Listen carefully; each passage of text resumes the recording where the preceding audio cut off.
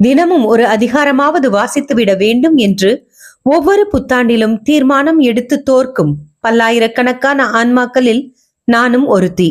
வீட்டுக்கு ஒரு விவிலியம், நாளுக்கு ஒரு அதிகாரம் என்ற இந்த தொடர் மூலமாக இறைவார்த்தை வாசிப்பதற்கு நானும், இறை வார்த்தையை கேட்பதற்கு நீங்களும் என சேர்ந்து முயல்வோம். ஆண்டவர் நம்மை வழிநடத்துவாராக.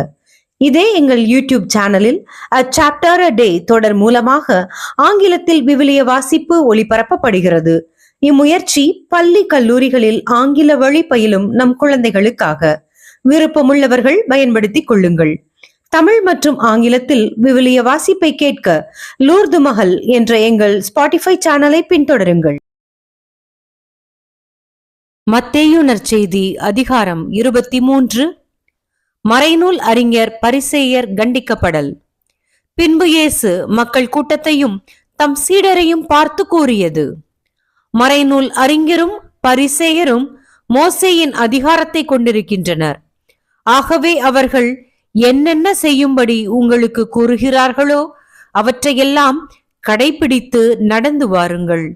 ஆனால் அவர்கள் செய்வது போல நீங்கள் செய்யாதீர்கள். ஏனெனில் அவர்கள் சொல்வார்கள், செயலில் காட்ட மாட்டார்கள். சுமத்தற்கரிய பலுவான சுமைகளை கட்டி மக்களின் தோளில் அவர்கள் வைக்கிறார்கள். ஆனால் அவர்கள் தங்கள் விரலால் தொட்டு அசைக்க கூட முன்வர மாட்டார்கள். தாங்கள் செய்வதெல்லாம் மக்கள் பார்க்க வேண்டும் என்றே அவர்கள் செய்கிறார்கள். தங்கள் மறைநூல் வாசக பட்டைகளை அகலமாக்குகிறார்கள். அங்கியின் குஞ்சங்களை பெரிதாக்குகிறார்கள். விருந்துகளில் முதன்மையான இடங்களையும் தொழுகை கூடங்களில் முதன்மையான இருக்கைகளையும் விரும்புகிறார்கள். சந்தை வெளிகளில் மக்கள் தங்களுக்கு வணக்கம் செலுத்துவதையும் ரபி என அழைப்பதையும் விரும்புகிறார்கள். ஆனால் நீங்கள் ரபி என அழைக்கப்பட வேண்டாம், ஏனெனில் உங்களுக்கு போதகர் ஒருவரே. நீங்கள் யாவரும் சகோதரர் சகோதரிகள். இம்மண்ணுலகில் உள்ள எவரையும் தந்தை என நீங்கள் அழைக்க வேண்டாம், ஏனெனில் உங்கள் தந்தை ஒருவரே, அவர் விண்ணகத்தில் இருக்கிறார். நீங்கள் ஆசிரியர் எனவும் அழைக்கப்பட வேண்டாம், ஏனெனில் கிறிஸ்து ஒருவரே உங்கள் ஆசிரியர். உங்களுள் பெரியவர் உங்களுக்கு தொண்டராக இருக்க வேண்டும்.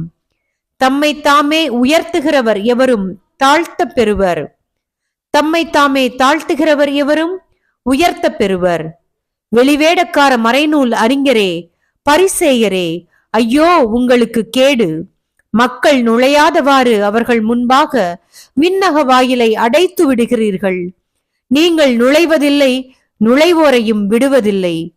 வெளிவேடக்கார மறைநூல் அறிஞரே, பரிசேயரே, ஐயோ உங்களுக்கு கேடு!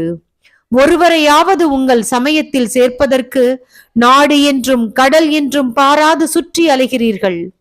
அவ்வாறு சேர்த்த பின் அவரை உங்களை விட 2 மடங்கு நரக தண்டனைக்கு ஆளாக்குகிறீர்கள். குருட்டு வழிகாட்டிகளே, ஐயோ உங்களுக்கு கேடு!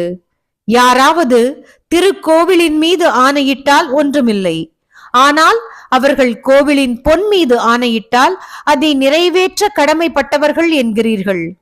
குருட்டு மடையரே, எது சிறந்தது? பொன்னா?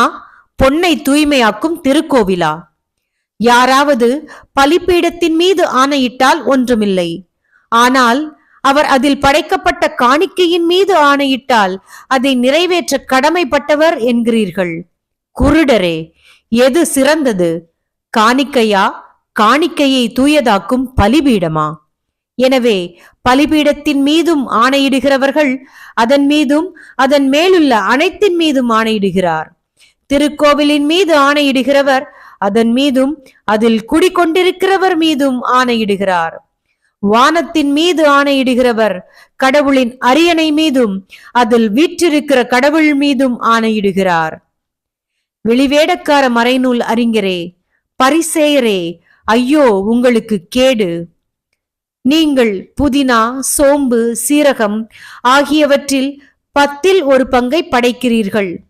ஆனால் திருச்சட்டத்தில் முக்கிய போதனையாகிய நீதி, இரக்கம், நம்பிக்கை ஆகியவற்றை கடைபிடிக்காமல் விட்டுவிடுகிறீர்கள். இவற்றை கண்டிப்பாய் கடைபிடிக்க வேண்டும். அவற்றையும் விட்டுவிடக்கூடாது. குருட்டு வழிகாட்டிகளே, நீங்கள் பருகும்போது கொசுவை வடிகட்டி அகற்றி விடுகிறீர்கள், ஆனால் ஒட்டகத்தையோ விழுங்கி விடுகிறீர்கள். வெளிவேடக்கார மறைநூல் அறிஞரே, பரிசேயரே, ஐயோ உங்களுக்கு கேடு! ஏனெனில் நீங்கள் கிண்ணத்தையும் தட்டையும் வெளிப்புறத்தில் தூய்மையாக்குகிறீர்கள், ஆனால் அவற்றின் உட்புறத்தையோ கொள்ளை பொருள்களாலும் தன்னல விருப்புகளாலும் நிரப்புகிறீர்கள். குருட்டு பரிசேயரே, முதலில் கிண்ணத்தின் உட்புறத்தை தூய்மையாக்குங்கள், அப்பொழுது அதன் வெளிப்புறமும் தூய்மையாகும். வெளிவேடக்கார மறைநூல் அறிஞரே, பரிசேயரே, ஐயோ உங்களுக்கு கேடு! ஏனெனில் நீங்கள் வெள்ளையடித்த கல்லறைகளுக்கு ஒப்பானவர்கள். அவை புறம்பே அழகாக தோற்றமளிக்கின்றன, அவற்றின் உள்ளேயோ இறந்தவர்களின் எலும்புகளும் எல்லா வகையான அழுக்குகளும் நிறைந்திருக்கின்றன. அவ்வாறே நீங்களும் வெளியே மக்களுக்கு நேர்மையாளராய் தோற்றமளிக்கிறீர்கள், ஆனால் உள்ளேயோ போலித்தனமும் நெறிகேடும் நிறைந்தவர்களாய் இருக்கிறீர்கள். வெளிவேடக்கார மறைநூல் அறிஞரே, பரிசேயரே, ஐயோ உங்களுக்கு கேடு! ஏனெனில் நீங்கள் இறைவாக்கினரின் கல்லறைகளை கட்டுகிறீர்கள், நேர்மையாளரின் நினைவு சின்னங்களை அழகுபடுத்துகிறீர்கள். எங்கள் மூதாதையர் காலத்தில் நாங்கள் இருந்திருந்தால் இறைவாக்கினர்களின் கொலைக்கு உடந்தையாக இருந்திருக்க மாட்டோம் என்கிறீர்கள். இவ்வாறு நீங்கள் இறைவாக்கினரை கொன்றவர்களின் வழிமரபினர் என்பதற்கு நீங்களே சாட்சிகள். உங்கள் மூதாதையர் செய்த கொடுமையின் அளவுக்கு நீங்களும் செய்து முடியுங்கள். பாம்புகளே, விரியன் பாம்பு குட்டிகளே, நரக தண்டனையிலிருந்து நீங்கள் எப்படி தப்பித்துக் கொள்வீர்கள்? எனவே இதை கேளுங்கள். நான் உங்களிடையே இறைவாக்கினரையும் ஞானிகளையும் மறைநூல் அறிஞர்களையும் அனுப்புகிறேன்.